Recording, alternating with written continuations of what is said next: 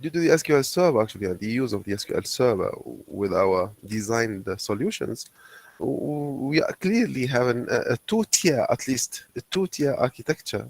At least we are having a front-end solution built using the ASP.NET technology, and the back-end it's the data store, whatever, built using the SQL Server technology, also the DBMS in question. So the list architecture size is two tier. We have a front end solution and a back end solution.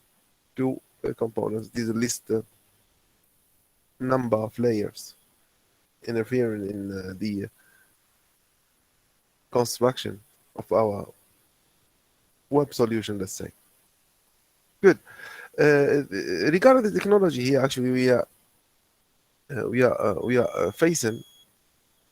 We are going to see the basic scenarios, how to interrogate the DBMS, how to reach the data inside, how we're going to work with a database. We started last class with a first example, and based on that, we are going to continue a recruitment database actually with entities inside. Every time we are going to see an example, but basically we are going to interrogate and we are going to explain at the same time. So for every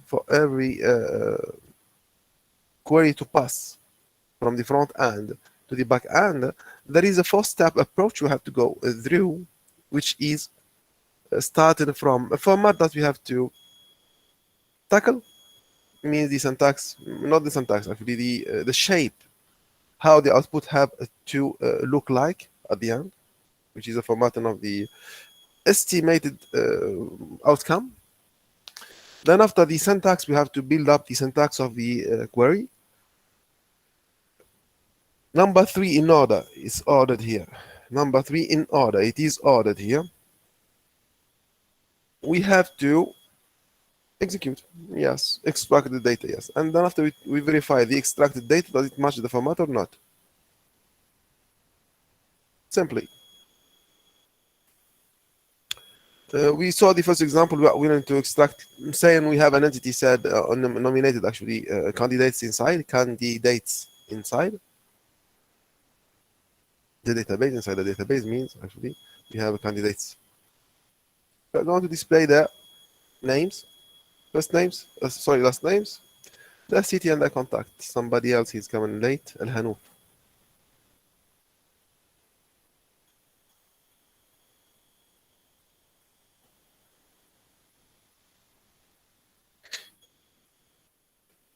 Great. So the syntax here, actually, we have to build, since we are going to display, it's a simple select only. We are going to display. It's a simple select only. We have an entity to select from. We have an entity to select from. We're going to select what? Then this selection is going to be selected from what entity exactly? Then do we have any clause, any constraint? Where clause? This is the syntax of the select query, no more, no less. We build up. Actually, I'm not gonna rewrite it again. I'm gonna pass immediately to the next examples.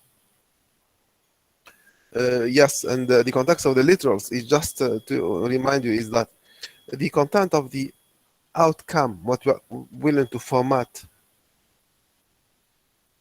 to get its shape at the final view, we may control the headers of every field.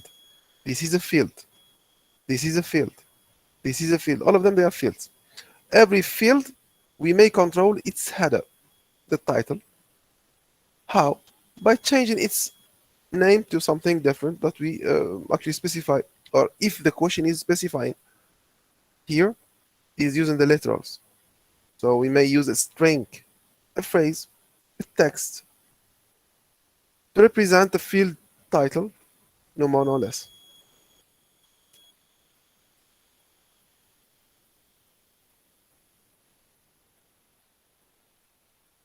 Yeah, so those are the things we are willing to extract.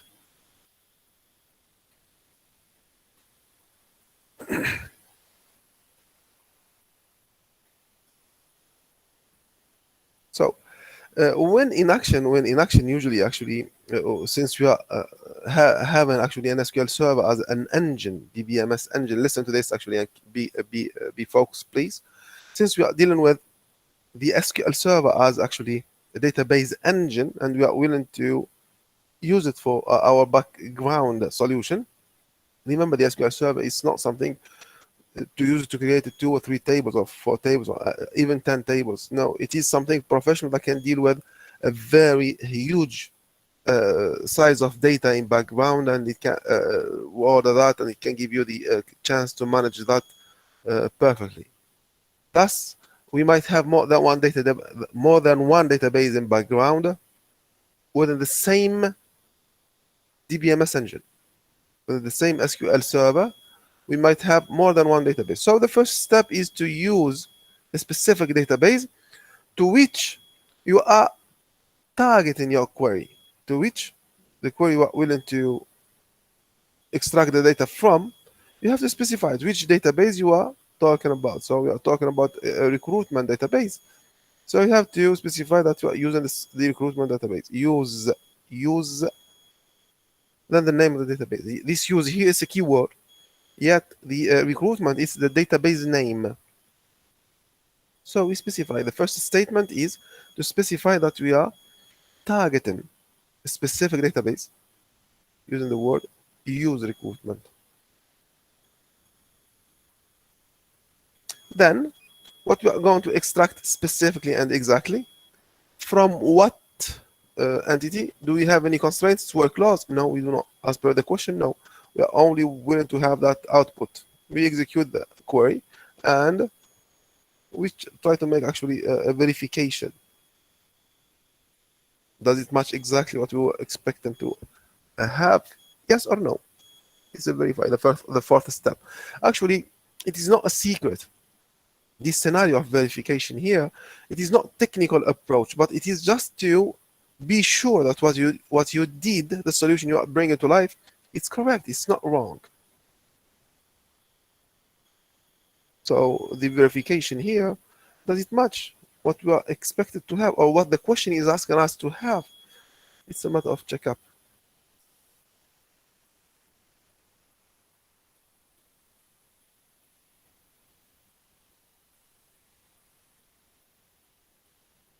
Okay, another request here. We are going to use the word clause, seems to be in actually a company, whatever, XYZ here. Actually, the name is Tabisco. We are willing to extract the budgets for different roles. We are willing to extract the budgets for different roles or the available roles within the environment. So usually the same database. So we are going to write the query to display. So it's a select, simply, since we are talking about display. Simply, it's a select query, and this select query is going to display the budgets, money, related to the entity people, but for different roles, which they are actually segregated by role. The role 1, its budget. The role 2, its budget, and so on. Role N, its budget, and so on.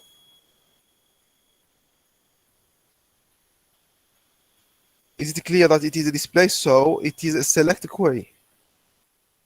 Since we are going to bring the thing to the screen, so simply it's a select query. We do not have any other option actually. Outcome is the let's say the candidate name. In addition to the let's say the money, we are willing actually to have it as per this format. So no more, no less. Those are the titles. Those are the field titles.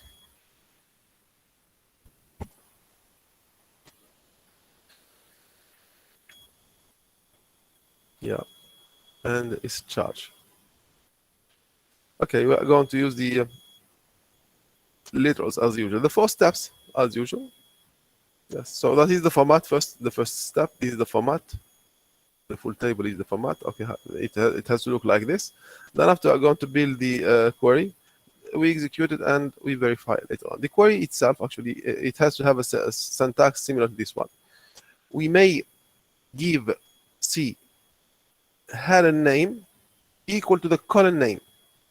Here we are going to use a literal. We explained this last class. This is a literal. It means actually this one will be displayed here.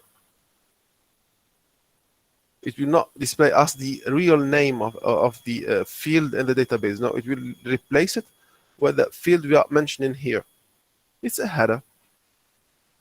And as many fields as we have, 2 columns, 3 columns, and columns. We'll do the same syntax. The text, the header we want to display, it equals the column name inside the database.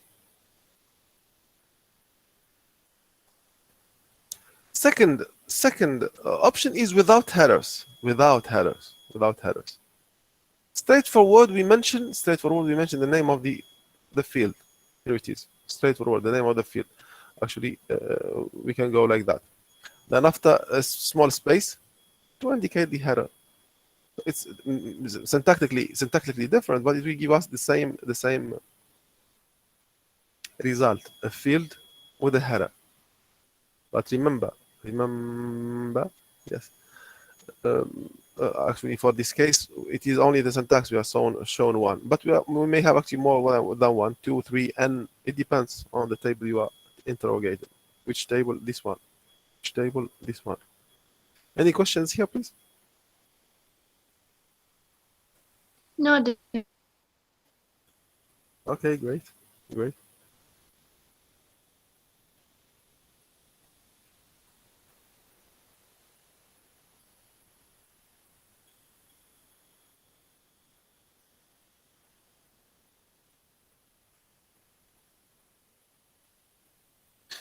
Okay, so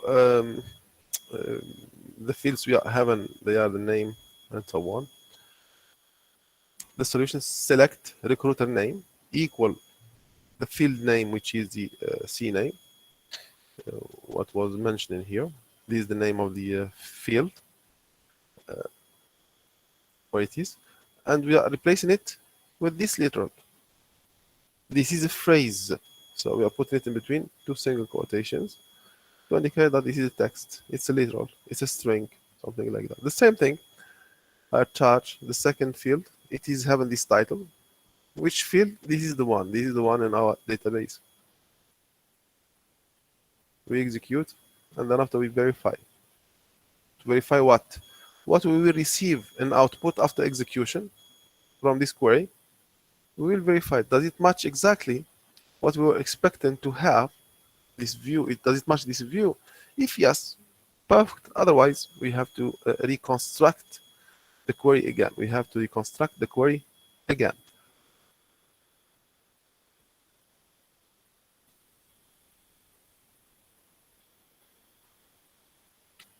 Okay, verification. Okay, specific rows we are going to display now, not everything, but specific rows. We are going to display specific content.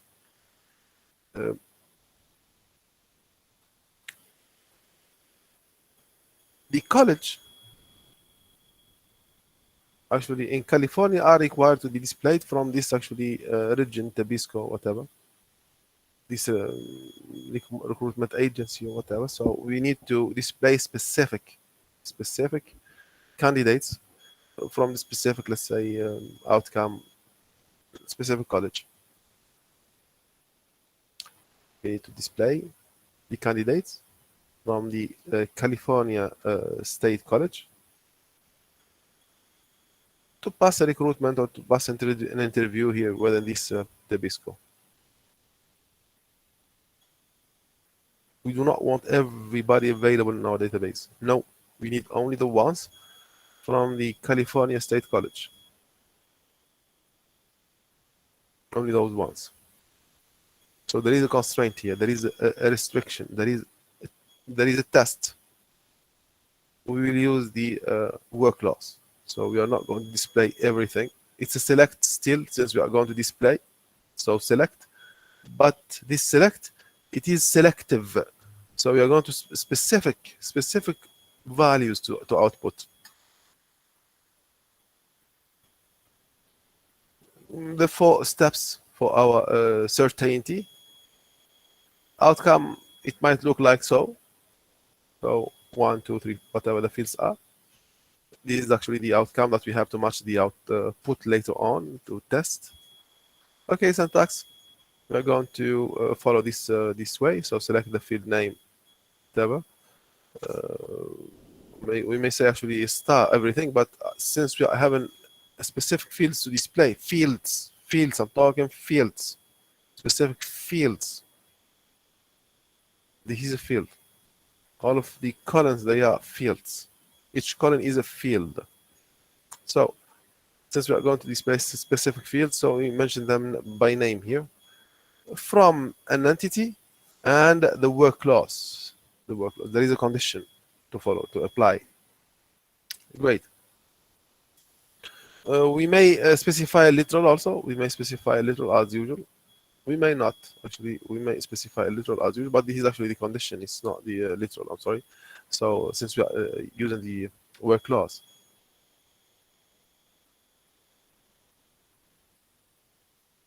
College code. If the if the college table, if the college entity do have only those fields inside,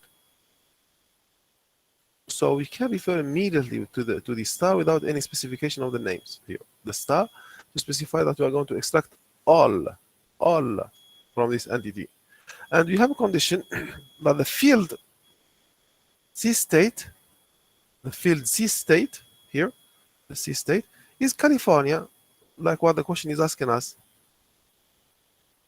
Is California. College state is California. So simply we extract the fields from the entity, and we have actually a condition, a condition that has to match. The C state field has to vault this California as a literal. This is a value. California. And the C state is a field name. California is a value. C state is a field name. Execution, and then after we have to test to verify is the output exactly similar to what we are expecting or not. Whenever you have a question, please interrupt me, and just you can stop me at any time. So I'm gonna just go further.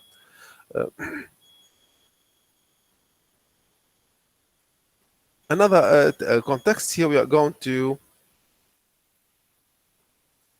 modify a little bit the query.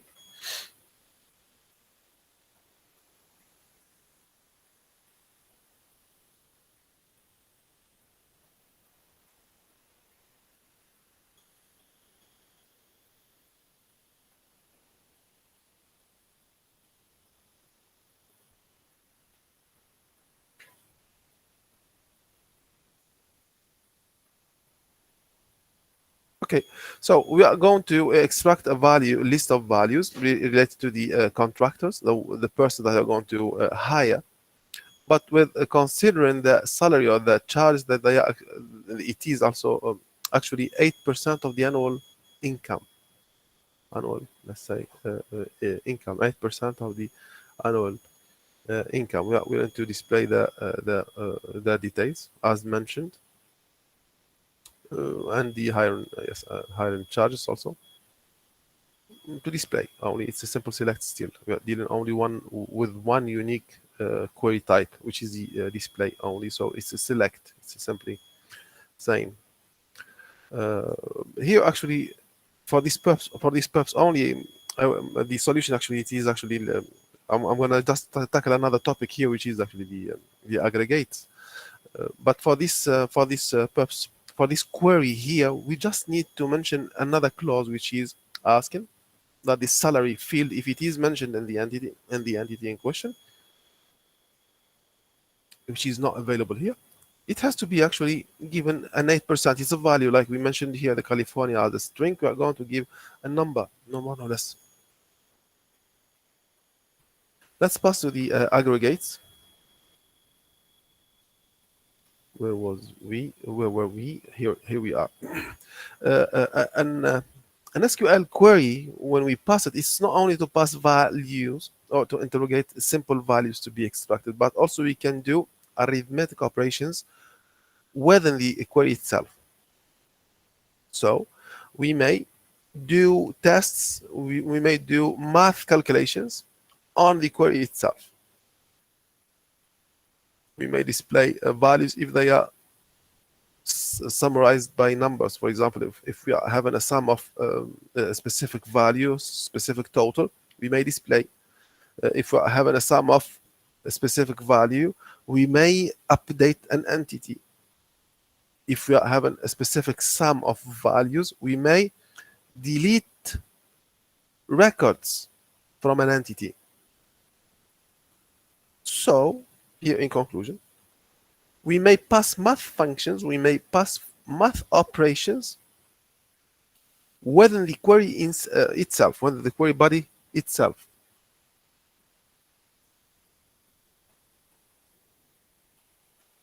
We may actually select something from an entity ABC, where, for example, the total is A plus B, or where the total is A minus B, or where the GPA is Mark 1 subdivided by Mark 2, or something like that. So we may do a math operation from within the query in question. The basic math operations, they are actually all supported. The basic math operations, the addition, subtraction, division, multiplication, and the modulus, they are all supported.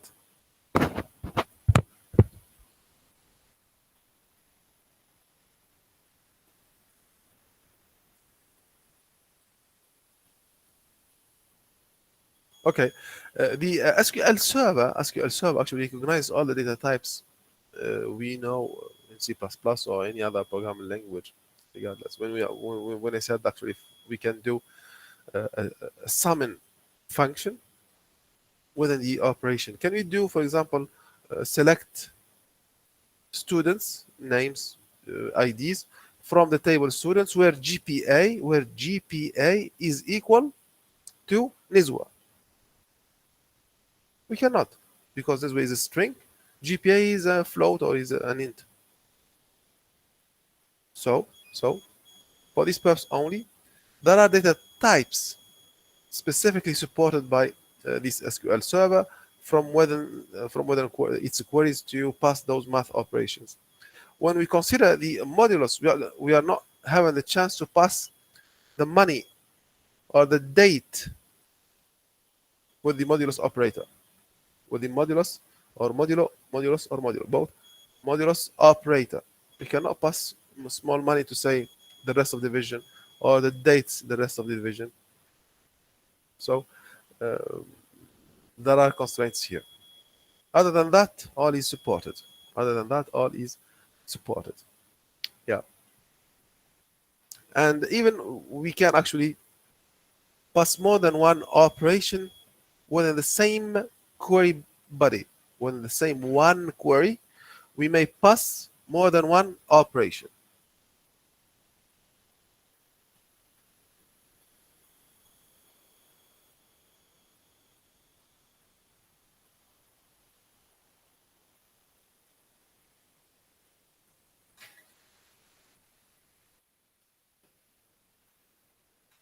Great. Just when we said here that actually we can pass more than one operation within the one query, we just have to use carefully the parentheses only. We have to be careful when using the parentheses to specify which operation has to happen first and which operation has to happen last, and so on. So parentheses will segregate the functions within the body of the query. One query usually. Okay, so for this purpose only, and because of this only, operators or operations, they are actually segregated in two groups. Operations, they are to pass from within the query body, they are segregated in two groups. Those groups are here, they are listed to four, let's say, groups, but they are not unique. it's based on the operation, but the main categorical view of the operations, they are the logical ones, the comparison, the range and selection, and then the listing. We're going to test if it is true, false, or not. If it is true, we display. If it is false, we don't display, or something like that. Logical. Boolean, we use the Boolean here. Comparison, bigger than, less than. Yes, comparison. Does it match? Does not match? Range, it belongs to a group of values. It belongs to, let's say, a range of values. It belongs to a range of dates, a range of values in general, whatever the values type is.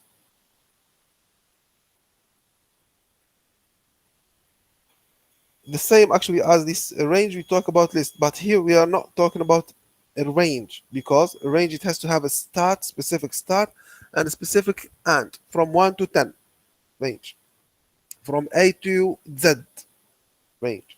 List, no, we may have a group of values, multi-typed values, strings, charts, ints, floats, dates, all in an array.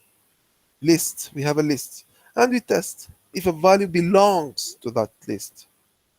A value belongs to that list. The range, no, it has to be in that range, bigger than the smallest, smaller than the biggest range.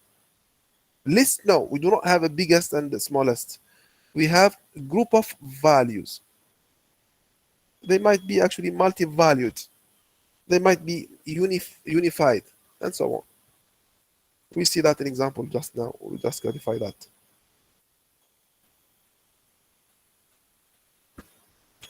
We are going to deal with the GPAs. We are going to GPS to here.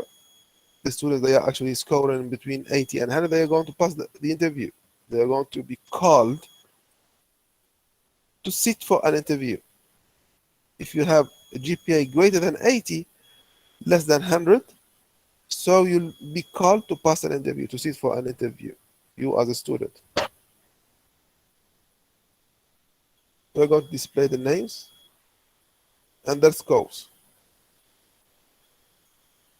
Okay, the 4 steps, the rule 4 steps. Great. Here, this is the output. This is the format actually of the output. First name, last name, and the score. Great.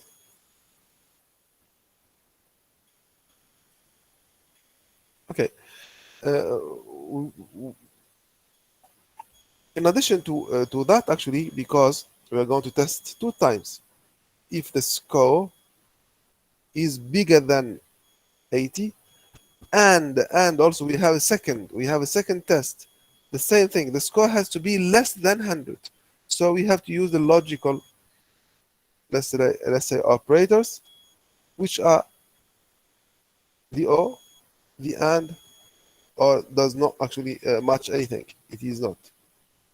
But mainly in this example, we're going to apply those 2. Since we are required to have a value that has to be greater than 80, and it's a must, clearly said here, less than 100. So we are going to use this and. Simply like that. Yes. Here, this test would happen in the work clause. Would happen in the work clause. Conditional place. We may use parentheses to segregate the tests, the 2 tests. We may use that. Syntax. So the fields, we have the entity and we have the conditions. The conditions in plural. Conditions in plural. Condition number 1, and or. Condition number 2, and or. Condition number 3, and or. Condition number 4, and so on until you finish.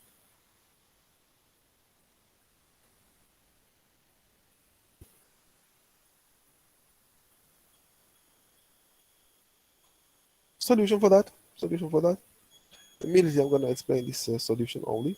So we are going to, let's say, extract the first name, the last name, and the score from the entity external candidate, where we have the score, here it is greater than or equal to 80, greater than or equal to 80, and this same score is less than or equal to 100. So we are fulfilling two conditions using the AND logical operator. And here we are measuring actually it is a range, something like that. So the score is greater than or equal to 80, and this same score is less than or equal to 100. Very easy, simply.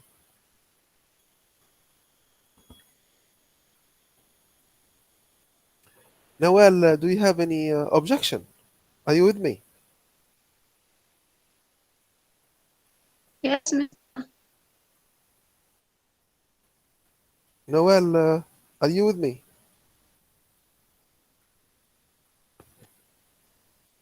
Yes, Mister.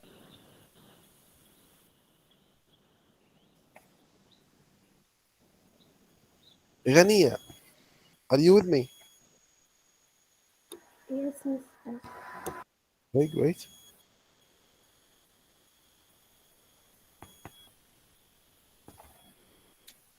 We execute, we verify.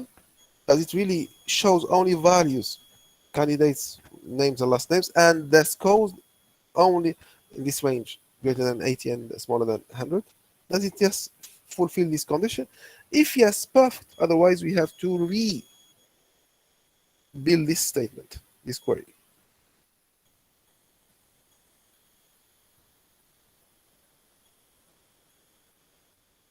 Okay. Now we continue on the operators. We did the logical operators. We used the logical operators. Let's pass to the next, the comparison operators. We are going to compare values. Still, it would happen only in the word clause, this comparison, as we did here, actually, greater than or equal, less than or equal. Come on, greater than or equal, less than or equal. They are sort of comparison where it happened only inside the word clause. So the same scenario, we are talking about comparison. Yes, syntax. It will happen only inside the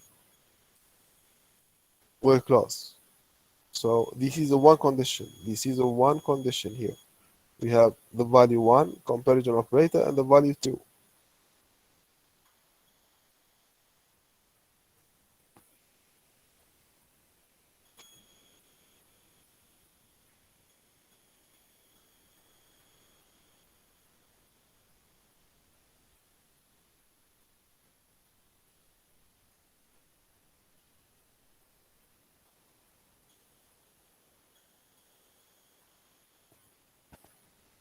Okay, let me find the slide.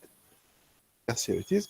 Yeah, so the comparison operators, we had an example for that. Let's pass to the range operators. The comparison less than, greater than, we had an example. So let's pass to the range operators. For example, we need to search all the students that they have actually. Let's say the ID is in between 1,000 and 2,000. For example,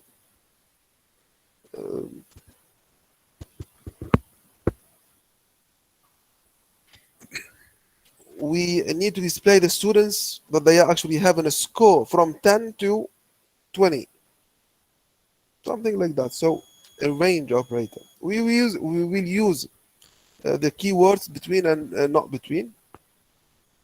So we need actually a value, and then after the range operator, between and not between. The values GPA is between here, between, for example, 3 and 3.7. This is the syntax. Let's tackle an example. Still actually, because we may talk not only to have, for example, we want to have the students that they are having a GPA in between 3 and 4. So GPA between 3 and 4, or not between. Any students that they are not having the GPA between 0 and 2. So GPA not between 0 and 2.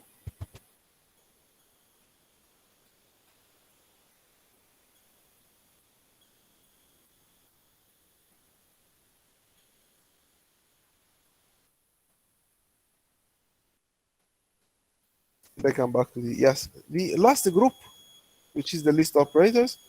The last group, which is the list operators. We're not having actually a beginning and an end here. We are having a list of values: 5, 1, 10, 9, 20, 15, 100, 50. They are not ordered at all. So we have a list, an array of integers, for example. It's a list. It's not a range. We do not have a start and and. We do not have a beginning and finish. No, we are having a list of values and that's it. There is no order. So thus we talk about list. Let's say to manage. It was. Yes, here it is. So the same scenario here for the list operators. We are going to manifest that condition in the where clause only. We are searching, for example, the GPA, if it is 2 or 3 or 4. So GPA in values here, in between, let's say, quotations, for example, or we may, whatever the values are, in 3, 4, 2, 3, 4. Or it's not in that list. So GPA not in 2, 3, 4, whatever the values are. Let's have a practice on that. Actually, as per here, I'm going to stop at this level, just to take the attendance. For the immediately next class, we start with some practicals.